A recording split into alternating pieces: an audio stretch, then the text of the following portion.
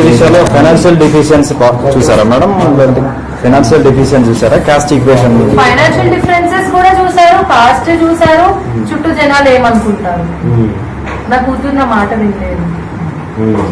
మీరేం మొదట కాదు, వాస్తవానికి సమాజంలో మీరు మొదట కాదు, ఎన్ని తరాలు. ఇప్పుడు నేను పెళ్లి చేసుకుంటే నా ఫ్యామిలీలో ఒక 300 మెంబర్స్ 400 మెంబర్స్ కో తెలుస్తుంది, ఓన్లీ నా రిలేటివ్స్.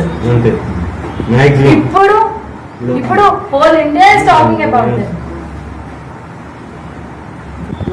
ఉన్నాయండి, వాళ్ళ దగ్గర డబ్బులు ఉన్నాయి, మా దగ్గర లేవేమో. ఓకే, లేకపోయినా మేము ఉన్న ప్లేస్ లోనే మేము ఉన్నాం, వాళ్ళకి డబ్బులు ఉన్నాయి, మరి వాళ్ళు ఎక్కడ ఉన్నారు? ఎంతమంది?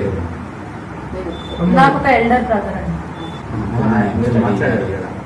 ఆయనకి ఈ విషయం తెలుసు, ఆయన కావాలని బయట ఉన్నారు అంటే ఇప్పుడు ఇంటికి సంబంధించిన మనిషి ఎక్కడ పోయాడు? అతను తెలియకుండా జరిగిందా? మమ్మీ డాడీ ఆశిష్ ముగ్గురే ఇంట్లో ఉంటారు. వాళ్ళ ఇద్దరికి తెలిసినప్పుడు ఇతనికి ఎందుకు తెలియదు? వేరే సీదే ఎక్కడా లేడే అంటే this is all pre plan, right? అతన్ని లైక్ ఎక్కడైనా పెట్టడమో గానీ, లేకపోతే he's doing some background works గానీ, I don't have evidence for that. కానీ అతని నోటీస్ లేకుండా, అతను తెలియకుండా మాత్రం ఇది జరగలేదు. అతని ప్రెజెన్స్ ఇండైరెక్ట్ గానో డైరెక్ట్ గానో ఉందో లేదో అనేది తెలుస్తుంది. ఇప్పుడు వాళ్ళని కస్టడీలో ఎట్లయితే తీసుకున్నారో మా ఫాదర్ని మా మామయ్యని, వాళ్ళు తెలుసుకొని లైక్ అది ఇంకా మనకి ఫర్దర్ ఇన్వెస్టిగేషన్ లో తెలుస్తుంది. ఇప్పుడు మీరేం కోరుకుంటున్నారు ఈ మొత్తం ఎపిసోడ్ లో నుంచి? నా డిమాండ్స్ ఏం లేదండి, ఒక special investigation team should take up this case. ఇదంతా మానిటర్ అవ్వాలి అండ్ ఎవ్రీథింగ్ ఇన్వెస్టిగేషన్ ఏదైతే జరుగుతుందో ఒక ఫేర్ ఇన్వెస్టిగేషన్ జరగాలి. వాట్ ఎవర్ ఇట్ ఇస్, న్యాయం వైపు వాళ్ళు నించుంటే చాలు. ఎనీ సార్ట్ ఆఫ్ బ్రైబింగ్ ఇవన్నీ కాకుండా ఒక ఫేర్ గా జరగాలి అనేది నాకు కావాల్సింది. అండ్ ఇంకొకటి, ఒక ఐపీఎస్ ఆఫీసర్ లెవెల్లో ఉన్న సార్ ఎవరైనా మానిటర్ చేస్తే that would be much better అని. హానర్ కిల్లింగ్ యాక్ట్ అనేది తీసుకురావాలి. దట్ షుడ్ బి లైక్ ఆ యాక్ట్ అనేది రావాలి. నా ఫ్యామిలీకి ఒక ప్రొటెక్షన్ కావాలి. ఇప్పుడు రివెంజ్ తీర్చుకున్నా దేర్ ఇస్ నో యూజ్ అంటారు. ఇట్లాంటిది నెక్స్ట్ ఇంకోటి రిపీట్ అవ్వకపోవడమే కదా మనకు కావాల్సింది. ఇప్పుడు నేను ఇంత చేసినా తిరిగి వస్తారా? రారు. ఆ సిచ్యువేషన్ ఇంకొకరికి వద్దు. ఎందుకు? తను అదే అనుకుంది, అక్కడ ఆపాలనుకుంది, తను అవ్వాలా. ఇప్పుడు నేను వచ్చా, ఇప్పుడు నాతో అట్లీస్ట్ స్టాప్ అవ్వాలి. నాకు కావాల్సింది అదే. మేమిద్దరము లైమ్ లైట్ లోకి వచ్చాము, ఇంకా అట్లా రాని వాళ్ళు చాలా మంది ఉన్నారు. అట్లా చాలా మంది ఉన్నారు. అట్లా ఉండకుండా ఇంకోసారి ఇట్లా రిపీట్ అవ్వకుండా కేసీఆర్ కావచ్చు, గవర్నమెంట్ కావచ్చు, మీరేం కోరుకుంటున్నారు? లేదా నాకు న్యాయం కావాలండి. వాట్ ఎవర్ ఇస్ హ్యాపెనింగ్ అన్ని ఒక ఫేర్ గా జరిగితే అంతే చాలు.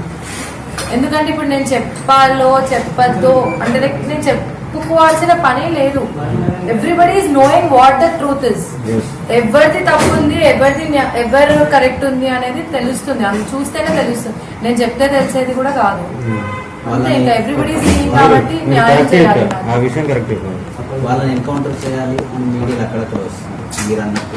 ఎన్కౌంటర్ ఇన్ ద సెన్స్ దానికి మించిన శిక్ష ఇంకొకటి లేదండి. వాళ్ళు అనేది ఇప్పుడు బయటికి వస్తే వాళ్ళు ధైర్యంగానే ఉంటారు. మేం సఫర్ అవ్వాలి. We will be the sufferers.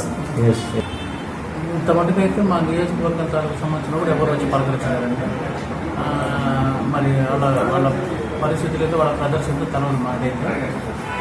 సరే, మీ అందరూ వీళ్ళ మీడియా లాయర్స్ మిమ్మల్ని నమ్ముకున్నాము, మాకు న్యాయం చేయండి అంటే.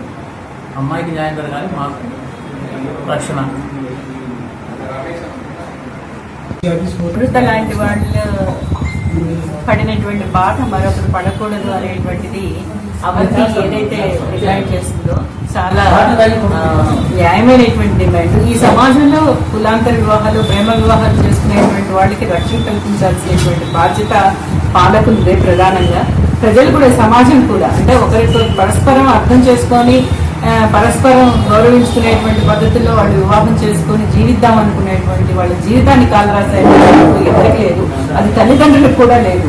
తమ జీవిత సహచరులు ఎంచుకునేటువంటి హక్కు మహిళలకు లేకుండే లేదు అనే చెప్పేటందుకే ఈ హత్య ఒక ఉదాహరణగా మనం చూడాలి. ఈ సమాజంలో అలాంటి ఆలోచన ధోరణి ఏదైతే ఉందో ఆ ధోరణికి అడ్డుకట్ట వేయకుండా, ఆ ఆలోచన వెనక్కి తట్టకుండా వాళ్ళు స్వేచ్ఛగా ప్రేమించుకోవడానికి కానీ, స్వేచ్ఛగా జీవిత సహచరులు ఎంచుకోవడానికి కానీ, వాళ్ళ జీవితంలో ఎట్లా ఎదగాలనేటువంటి నిర్ణయాలు తీసుకోవడానికి కానీ స్త్రీలకు అధికారం లేదు అనేటువంటి సమాజంలో జీవిస్తున్నాం కనుకనే ఇలాంటి సంఘటనలు జరుగుతున్నాయి. ఈ సమాజం ఆ వైపు నుంచి కాకుండా ఈ సమాజం అందరిది, స్త్రీలది, పురుషులది, అందరిది. ఈ సమాజంలో అందరూ స్వేచ్ఛగా గౌరవప్రదంగా జీవించడానికి కావాల్సినటువంటి అవకాశాలు ఉండాలి అనేటువంటి ఒక సందేశం అనేటువంటిది లేకుండా ఉన్నటువంటి స్థితిలో ఇలాంటి సంఘటనలు పదే పదే జరగడం అనేటువంటిది మొదలైంది.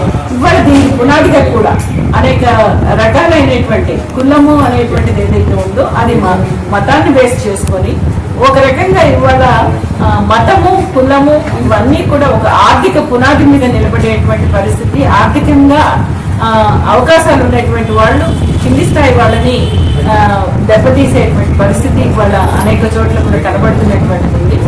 ఒక రకంగా మనం చూస్తే అమృత విషయంలో చూస్తే ఒక దళిత యువకుడికి సంబంధించినటువంటి విషయం కానీ ఈ విషయంలో అట్లా కాదు. ఇద్దరు ఒక సమానమైనటువంటి ఇదిలో ఉన్నటువంటి పరిస్థితి ఉంది. ఆర్థికంగా కూడా ఓ మేరకు పర్వాలేదు, కానీ బాగా ఆర్థికంగా బలంగా ఉండి ఇలాంటి వాళ్ళకి నా కూతురు ఇట్లా ఉండకూడదు అనేటువంటి దృక్పథంతో నా కూతుర్ని నేను ఎట్లా ఉండాలి అని కోరుకుంటున్నానో అట్లానే ఉండాలి అనేటువంటి తల్లిదండ్రులు భావించడం అనేటువంటి సరైనది కాదు. వాళ్ళ ఆలోచనలను గౌరవించాలి, వాళ్ళ అభివృద్ధిని కోరుకోవాలి, వాళ్ళ సంతోషాన్ని కోరుకోవాలి, వాళ్ళ ఆనందాన్ని కోరుకోవాలి. వాళ్ళు భార్యాభర్తలుగా జీవించడానికి వాళ్ళు ఎవరైతే ఎంచుకుంటారో అట్లాంటి అవకాశాన్ని ఇచ్చేటందుకు తల్లిదండ్రులు కూడా ఆలోచించాల్సినటువంటి అవసరం ఉంది. ఈ సమాజం కూడా అలాంటి వాటికి అన్నింటికి కూడా తోడ్పాటు ఇచ్చే విధంగా ఎదగాల్సినటువంటి అవసరం ఉందనేటువంటిది భావిస్తుంది.